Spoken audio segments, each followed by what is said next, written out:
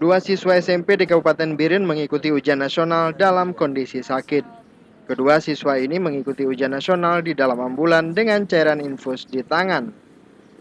Dua siswa ini masing-masing Fahrizal Azmi, siswa SMP Negeri 1 Samalanga, dan Hasal Binur, siswa SMP swasta Jamiah Al-Aziyah Samalanga, Kabupaten Biren.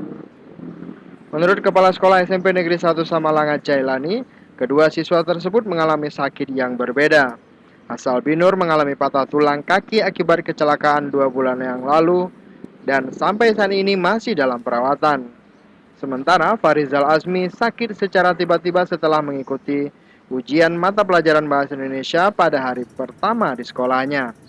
Farizal Azmi diketahui mengalami gejala hepatitis dan harus dirawat secara intensif.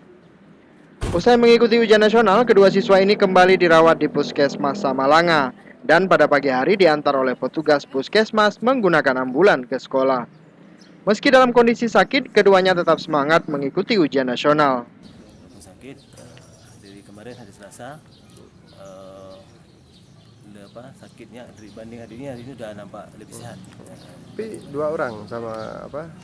Kebetulan dua orang dari SMP 1 Samalanga namanya Farizal Azmi dan satu lagi dari SMP Jamiah Al-Aziyah.